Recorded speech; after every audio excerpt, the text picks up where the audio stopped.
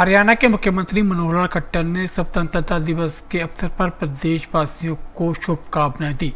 इस अवसर पर उन्होंने देश की आज़ादी के लिए अपनी जान की कुर्बानी देने वाले शहीदों को याद किया और नागरिकों से देशभक्ति और हर कीमत पर आज़ादी की रक्षा करने का प्रण लेने का आह्वान किया। हमने पंचायती राज संस्थाओं के सब प्रतिनिधियों को पेंशन देकर उनका सम्मान भी बढ़ाया है। पंचायती राज संस्थाओं में और सुधार के लिए मतदाताओं को राइट टू रिकॉल का अधिकार भी दिया गया है।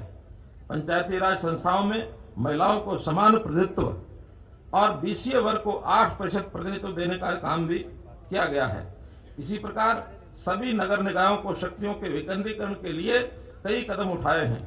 इस दिशा में शहरी निकायों को मजबूत करने के लिए हमने मेयर का चुनाव ये सीधे ही करवाया है। हरियाणा के सबसे अग्रणी औद्योगिक जिले फरीदाबाद की पहचान पिछले कुछ दशकों में धीरे धीरे खत्म हो रही थी।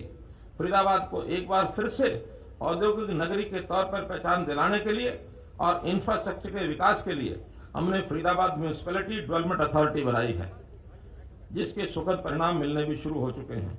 गुरुग्राम की तरह मानेसर भी कंपनियों के लिए बड़ा हॉट डेस्टिनेशन बन रहा है। वहां पर गुरुग्राम की तुलना में सस्ती जमीन उद्योगों को मिल रही है। गुरुग्राम की तरह मानेसर में भी अपार संभावनाएं हैं। गुरुग्राम की तर्ज पर मानेसर का भी विकास हो, इसके लिए हमने उसे नगर निगम का दर्जा दिया है। नगर निगम बनने के बाद वहां के विकास की गति बढ़ेगी। इसी प्रकार पंचकुला की भी अलग डेवलपमेंट अथॉरिटी ये होगी। पंचायती राज संस्थाओं और शहरी स्थानीय निकायों की वित्तीय स्थिति मजबूत करने के लिए संपत्ति के पंजीकरण और लगाए गए स्टाम्प शुल्क का 2% राजस्व उन्हें प्रदान किया गया है। भाइयों बहनों, हम जानते हैं कि विकास का रास्ता गांव के गलियारों से होकर गुजरता है, इसलिए गांव का विकास हमारी सर्वोच्च प्राथमिकता है। हम माननीय प्रधानमंत्री जी श्री नरेंद्र मोदी जी के ग्रामोदय से भारतोदय नारे को मूर्त रूप देने में लगे हैं। हमने ग्रामीण क्षेत्रों को डिजिटल बनाने के लिए ग्राम दर्शन पोर्टल शुरू किया है। इस पर 6197 ग्राम पंचायतों का डिजिटल डाटा ये उपलब्ध रहेगा। ग्रामीणों को उनकी संपत्ति का मालिकाना हक देने के लिए सभी गांवों को लाल डोरा मुक्त करने की योजना चलाई है, जिससे बाद में प्रधानमंत्री स्वामित्व योजना के नाम से पूरे देश में लागू किया गया है। भाइयों बहनों, हरियाणा बहुत आगे बढ़ चुका है, आर्थिक सामाजिक बदलाव के लिहाज से भी और हकदारों की जन जागृति के लिहाज से भी।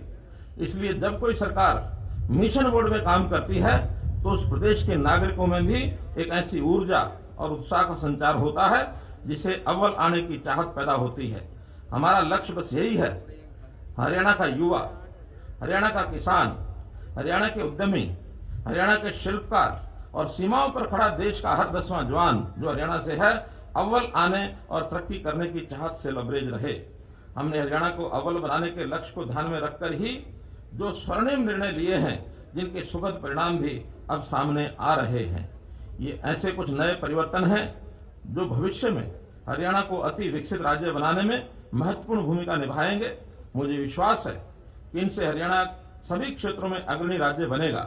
आइए आज आजादी के अमृत महोत्सव पर हम अपनी महान सांस्कृतिक परंपराओं और उच्च नैतिक मूल्यों पर चलते हुए देश व प्रदेश की अधिक स्वच्छ, स्वस्थ, समृद्ध, सशक्त व विकसित बनाने के लिए कठोर परिश्रम करने का संकल्प दोहराएं। हिंदी ਦੇ ਵਿੱਚ ਖਬਰਾਂ ਵਾਸਤੇ ਲਾਈਕ ਤੇ ਫੋਲੋ ਕਰੋ ਸਾਡਾ ਫੇਸਬੁੱਕ ਪੇਜ ਅਜੀਤ ਸਮਾਚਾਰ ਹਿੰਦੀ। YouTube ਦੇ ਉੱਤੇ ਵੀਡੀਓ ਖਬਰਾਂ ਦੇਖਣ ਦੇ ਲਈ ਹੁਣੇ ਸਬਸਕ੍ਰਾਈਬ ਕਰੋ ਅਜੀਤ ਦਾ official YouTube channel Ajit web TV. ਤੁਹਾਡਾ ਆਪਣਾ ਅਜੀਤ ਹੁਣ ਟਵਿੱਟਰ ਤੇ ਇੰਸਟਾਗ੍ਰਾਮ ਦੇ ਉੱਤੇ ਵੀ ਉਪਲਬਧ ਹੈ।